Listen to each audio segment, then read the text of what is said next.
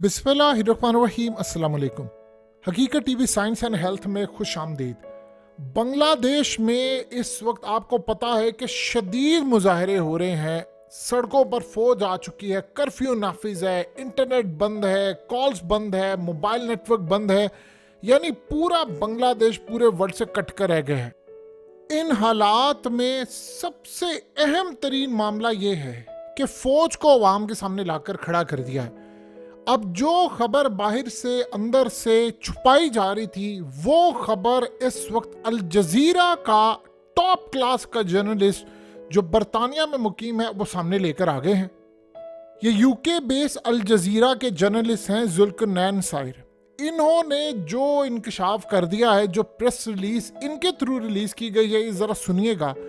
फौज के नौजवान नस्ल ने बांग्लादेश में अपनी आवाम पर गोली चलाने से इनकार कर दिया है और उन्होंने अपनी हाई कमांड आर्मी चीफ तक पैगाम दे दिया है कि हम स्टूडेंट्स के साथ खड़े हुए हैं, हमें अपनी आवाम के खिलाफ आप इस्तेमाल ना कीजिएगा। ये दो टोक अंदाज में सबसे पहले समझ ले कि ये क्या उन्होंने कहा, फिर उसके बाद बता दें कि असल मामला क्या है। ये आपकी स्क्रीन पर जो प्रेस रिलीज जारी है ये असल में सबसे अहम है। इसमें लिखा है, हम अपने कमांड चीफ चैनल जो है उसकी इज्जत करते हैं। हम बांग्लादेश आर्मी के जूनियर अफसरान हैं जो आर्मी और मुल्क की ताकत है। हमारी ये जो जंगी यूनिफॉर्म हमें मिली है ये हमने रिश्वत देकर नहीं, किसी कोटे से नहीं आए या किसी की सिफारिशों से नहीं आए। हमने ये यूनिफॉर्म बड़े सालों की मेहनत से हासिल की है, बड़ी सख्त ट्रेनिंग की है और हमने अपनी जवानियां कुर्बान की हैं ताकि हमें बांग्लादेश आर्मी का फख्र रुकन कहलाया जा सके, ताकि हम अपने मुल्क की हिफाजत कर सकें। आज हमारे मुल्क की हालत ये है कि बांग्लादेश की कौम को आर्मी की ज़रूरत है। अब जब ये सारा मामला स्टार्ट था तब तो ज़रूरत नहीं थी, लेकिन आज हमारे अपने शहरी हमसे मदद मांग रहे हैं कि आओ हमारी मदद करो। हम मदद करने की बजाय हम उनके साथ लड़ पड़े, हम उन पर गोलियां चला दें। हमारे बांग्लादेशी दुनिया की बाहर की जो फौज है उनसे मदद मांग रहे हैं, अमेरिका से मदद मांग रहे हैं, दीगर ममालिक से मदद मांग रहे हैं। उन्होंने आगे लिखा, उन्होंने कहा कि हमारे शहरी बाहर से मदद मांगे, हमारी फौज यहाँ मौजूद हो और वो बाहर से मदद मांगे, ये नहीं हो सकता। हमारी जो तरबियत होती है और हमें जो कमांड चैनल सिखाता है वो ये होता है कि फौज पहले नहीं है, मुल्क पहले है। जब से हमने ये यूनिफॉर्म पहनी है हमने ये बात अपने जहन में रखी है कि बाहर हमें आम लोगों के खिलाफ खड़ा कर दिया, अपनी ही आवाम के सामने हमें लाकर खड़ा कर दिया, सही नहीं है। अब वक्त आ गया है कि हमारी आर्मी चीफ यानी आर्मी के जो चीफ हैं और कमांड चैनल हमें कोई गलत हुक्म ना दे, हमने उनका हुक्म नहीं मानना। हम स्टूडेंट्स के साथ खड़े हैं, इनके मुतालबात बिल्कुल जायज़ हैं, इनकी तहरीक बिल्कुल ठीक है। हम मुल्क के आम लोगों के साथ खड़े हैं। अगर हमारे मासूम लोगों पर एक भी गोली चलाई या कोई तशद्दुद हुआ तो ये आर्मी हमेशा हमेशा के लिए तबाह हो जाएगी। हमने बहुत ज़्यादा मासूम तलबा के बेगुनाह कत्ल को हुक्मरानों की तरफ से देखा है, यानी उन्होंने असल में इसको जो सारे का सारा मामला हुक्मरानों पर डाला और कहा है कि ये एक जमहूरी मुल्क है। और हालत ये है कि इस वक्त बांग्लादेश 30 घंटों से पूरी दुनिया से उसका राब्ता मुनक़ता हो चुका है, यानी इंटरनेट नहीं है, जो भी सूरत हाल में मोबाइल नेटवर्क नहीं, कुछ नहीं। और आगे लिखते हैं कि आज़ादी और इजहार की आज़ादी को ख़त्म कर दिया गया। ये इस तरह मुल्क चलाया करते हैं। हम किसी भी सियासी नज़रिए की हिमायत नहीं करते, हम भी अपनी फ़ौज को किसी सियासी मुदाखलत से बाज रखते हैं। हम कहते हैं कि हमारी फ़ौज कोई सियासी एजेंडे का हिस्सा ना बने, और फिर इस सारी सूरत हाल में हम क्लियरली समझते हैं कि फ़ौज का जो कमांड एंड चीफ है, आर्मी चीफ है, वो किसी सूरत भी हसीना वाजिद यानी इनडायरेक्ट उन्होंने कह दिया किसी सियासी एजेंडे का हिस्सा ना बने। हमने अपनी आवाम पर गोली नहीं चलानी। अब आप इमेजिन कर लें कि बांग्लादेश में मामला ये है कि इस वक्त जूनियर जो ऑफिसर्स हैं उन्होंने अल जजीरा को प्रेस रिलीज किसी तरह भिजवा दी है, वहाँ से वो सहाफ़ी ने खबर ब्रेक कर दी है। और उससे भी ज़्यादा सूरत हाल ये है कि इस सहाफ़ी ने कहा है कि इस वक्त बांग्लादेश में खाना जंगी का माहौल है, क्योंकि इंटरनेट बंद है, वहाँ पर कर्फ्यू लग चुका है, फौज डिप्लॉय कर दी गई है मुकम्मल तौर पर। इस वक्त सारे का सारा जो सिस्टम है, और आप सबसे ज़्यादा हैरान होंगे कि फ़ौज के अंदर जो ये नौजवान तबका है वो ये बिलीव करता है कि जब हमने आज़ादी ली थी, हम पाकिस्तान से अलग हुए थे, तो हमारा क्या मकसद था कि हमारे साथ इंसाफ नहीं हो रहा, जुल्म हो रहा है हमारे खिलाफ। तो जब उस वक्त हम इस वक्त खड़े हुए थे, तो आज फिर वो चीज़ें दोहराई जा रही हैं, तो फिर हम क्यों साथ हैं। अब आप ये सोचें कि इस वक्त के सबसे बड़ा झटका ये लगता है कि जब किसी भी मुल्क के अंदर फौज के जो जूनियर रैंक के ऑफिसर्स हैं वो कह दें कि भाई हमने अपनी वहाँ पर गोली नहीं चलानी। अब हसीना वाजिद के लिए सबसे बड़ा मसला ये है कि उसका इक़्तिदार जो है वो बड़ा लंबा है। ये मामला यहाँ नहीं हो रहा, यूक्रेन में जो हालत हुई है उसमें क्या था, यूक्रेन की फौज ने कह दिया कि भाई अब हमसे लड़ाई नहीं होती रूस के खिलाफ। और आपको पता है कि यूक्रेन के अंदर ऐसी भी सूरत हाल देखने को मिली है, कुछ लोगों ने अपने आप को खुद ही जख्मी कर लिया कि हम डिसेबल बन जाए लेकिन हमने जाकर मरना नहीं है, क्योंकि जब आप डिसेबल हो जाते तो आप फौज में नहीं जाते। अब ये करते करते मामला इतना ज़्यादा यूक्रेन में ख़राब हो गया कि कई लोगों ने कहा हमने लड़ना नहीं, उनको उठा के इन्होंने जेलों में फेंक दिया, किसी की जाने गई, किसी का कुछ हुआ। एग्जैक्टली यही सूरत हाल इसराइल के अंदर हुई है। देखिए ये सारे वो लोग हैं जो अपनी आवाम के सामने नहीं खड़े हुए, ये तो दुश्मन के खिलाफ है। अब इसराइल के अंदर जो मामला हुआ वहां पर फौज ने कह दिया भाई हमने गजा में नहीं जाना। आर्मी चीफ ने क्यों लड़ाई की हुई है इस वक्त नेतन्याहू के साथ, उसने कहा देखो यमन का इस वक्त यानी ड्रोन अब आ गया है हमारे मुल्क के अंदर आकर हमला कर रहा है और आप हमें कह रहे हैं कि लड़ाई करो, लिबनान अंबर हमला करने के लिए तैयार, हम ये काम नहीं करेंगे। अब सूरत हाल इतनी ज़्यादा खतरनाक हो गई है कि इस शख्स ने जो खबर ब्रेक की उससे जब पूछा गया तो उसने कहा कि मैंने पर्सनली ऑफिसर से बात करके सारा कुछ लिखी। देखिए जो अल जजीरा का जर्नलिस्ट है वो कुछ छोटा बच्चा नहीं है, वो बड़े टॉप लेवल का बरतानिया में है और उसने अंदर की खबर लेकर है। प्रॉब्लम ये है कि ये चीज़ बांग्लादेश के मीडिया पर नहीं चल सकती। वो इसलिए नहीं चल सकती क्योंकि एक तो उन्होंने सारे के सारे टीवी चैनल्स को, यानी वो उसने ये बताया क्लियरली कि जो टीवी चैनल्स हैं वो सारे के सारे इस वक्त बांग्लादेश के अंदर एहतजाज की बजाय शेख हसीना वाजिद का नैरेटिव लेकर चल रहे हैं। अब प्रॉब्लम सबसे बड़ी ये हो गई है कि इन्होंने करीबन 110 के करीब वहां पर लोग मार दिए, जख्मी बहुत बड़ी तादाद के अंदर है। अब पहले ये था कि ये स्टूडेंट्स कैंपेन थी, यानी स्टूडेंट्स निकले हुए थे, अब पूरा मुल्क निकल आया है। अब सबसे बड़ा मसला ये है कि ये जो फौज के नौजवान तबका है, ये जब बिल्कुल इन्होंने देखा भाई हमारे साथ भी हो रहा है। अब आप सोचे ना फौज के अंदर कोटा हो, आप पुलिस के अंदर कोटा हो, फलानी, आप आवाम के सामने लाकर उनको खड़ा कर दिया और उनको कह रही है कुचल दो इन सबको। अब आप सोचे कि नौजवान जो है उनके अंदर रजिस्टर्स है, वो तो पहले ही किसी से नहीं डरते। और असल मसला ये हुआ है कि 1,80,00,000 लोग बेरोजगार हैं और वो कह रहे हैं कि नौकरियां उन लोगों को दी जा रही हैं। असल में बांग्लादेश में पिछले काफ़ी सालों से बहुत ज़्यादा, यानी बांग्लादेश ने फोकस किया है एक्सपोर्ट के ऊपर। वो बनाकर देते हैं माल, कपड़ा, जूते, चीज़ें, और वो 40 अरब डॉलर की करते हैं एक्सपोर्ट। और ये बहुत बड़ी इकोनॉमी के अंदर उनके बहुत ज़्यादा बड़ी डेवलपमेंट। मसला ये हुआ है कि इतनी बड़ी डेवलपमेंट के बावजूद जो नौजवान तबका है, कोई इंजीनियर है, कोई डॉक्टर है या कुछ है, वो कह रहे जी हमें जॉब नहीं मिल रही, हमारी जगह उन लोगों को नौकरी दी जा रही है जो अवामी लीग के, यानी जो करता धरता कारकुन है, वर्कर्स हैं। वो कौन से हैं? वो कहते हैं जी वो लोग हैं जिन्होंने पाकिस्तान के खिलाफ जंग लड़ी थी और जंग लड़ने के साथ अब उनकी फैमिली को नवाजा जा रहा है। अब ये बात फौज के अंदर बड़े सालों से है कि ठीक है भाई, अगर जंग लड़ी थी, सारी दुनिया के अंदर ही आज़ादी की जंगें लड़ी जाती हैं, आज़ाद आप करवा लेते अपने मुल्क को, इसका मतलब है कि आप उनकी नस्लों को नवाज रहे हैं। यानी आज आप सोच लेना करीबन 50 साल से ज़ायद हो चुके हैं, तो आप अभी तक उनकी तीसरी नस्ल को नवाज है। एक बच्चा पैदा होता है बांग्लादेश के अंदर, तो आपने उसको कह दिया कि ठीक है जी भाई, ये बंदा जो पैदा हो गया, ये बच्चा जो पैदा हो गया है, इसकी नौकरी पहले से पक्की है।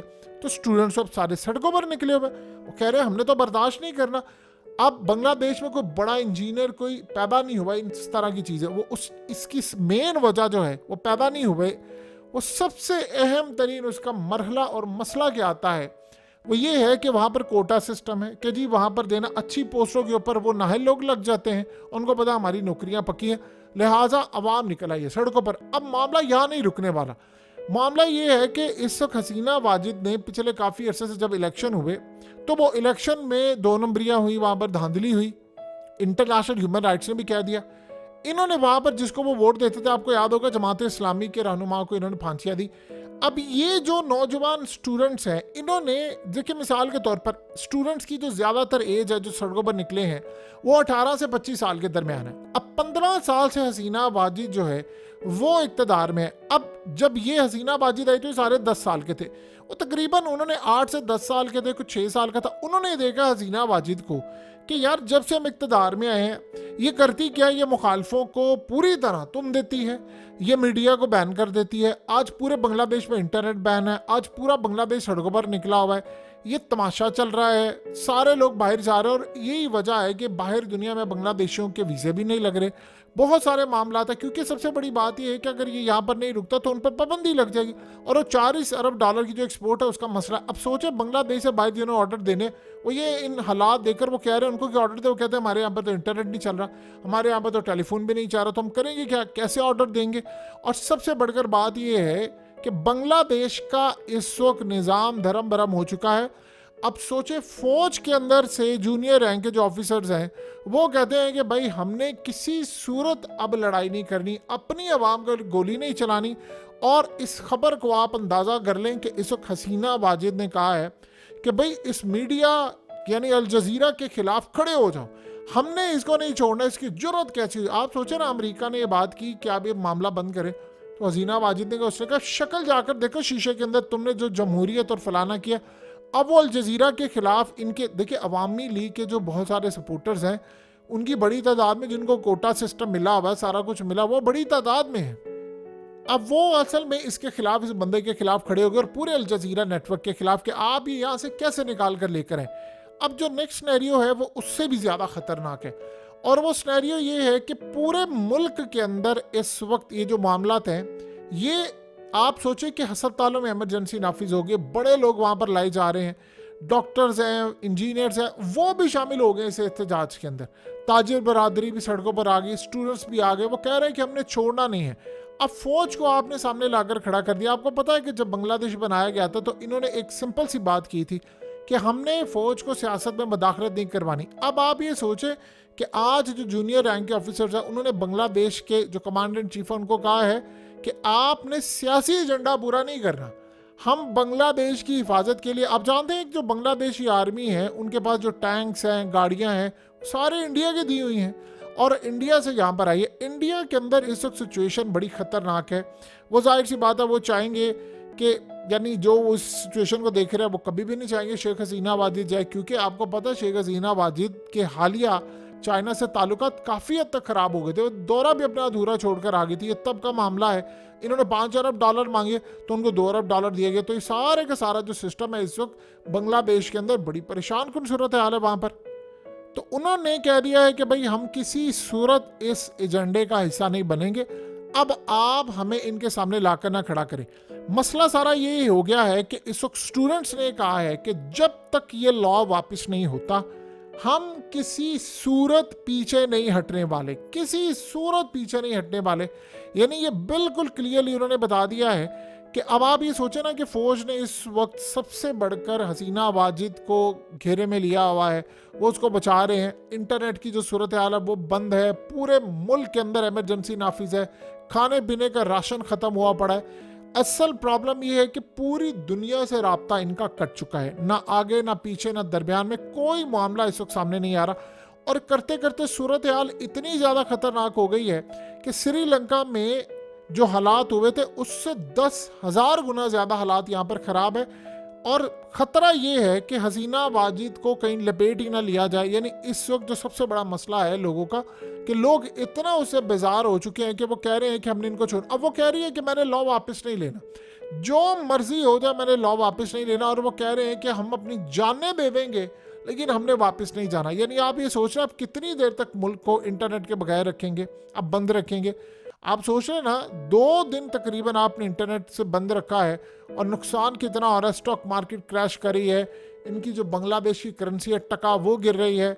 इसके अलावा जो सबसे बढ़कर मसला ये है कि जो बैरून मुल्क रहने वाले बांग्लादेशी हैं उनका अपने घर वालों से राब्ता मुनक़ता हुआ है। यानी किसी को नहीं पता कि मेरा भाई जिंदा है, वहाँ पर एहतजाज में कोई गया था, मेरी माँ जिंदा है, मेरी बहन जिंदा है, मेरी बीवी को जिंदा है। जो सारे लोग हैं वो यही देख रहे हैं कि यार हालात कितने ख़राब है, किसी को कुछ नहीं पता कि मामला क्या जा रहा है।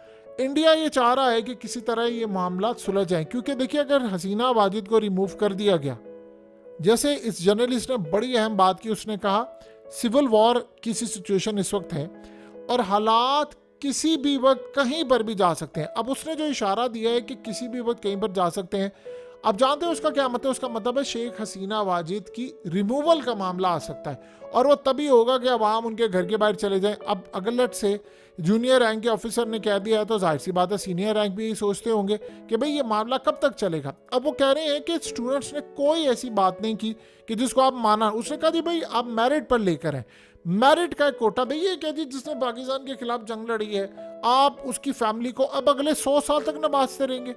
असल मसला ये है कि वो इसलिए चाह रहे हैं ताकि दुनिया जब तक बांग्लादेश को देखे, यानी नक्शे पर जब तक बांग्लादेश कायम है, ये चीज़ ज़हन में रखी जाए कि पाकिस्तान की नफरत में इन तमाम लोगों को नवाजा जाएगा और बताया जाए कि देखो हमने जो आज़ादी ली थी वो क्या थी। अब वो कह रहे हैं कि मसला सारा ये है कि जो कोटा सिस्टम जिनको मिला वो ज़्यादातर अवामी लीग के कारकुन हैं, यानी वो असल में खालदा ज़िया वाली साइड नहीं, हसीना वाजिद के सपोर्टर्स हैं, उन्होंने अपना सारे का सारा कोटा लिया हुआ है।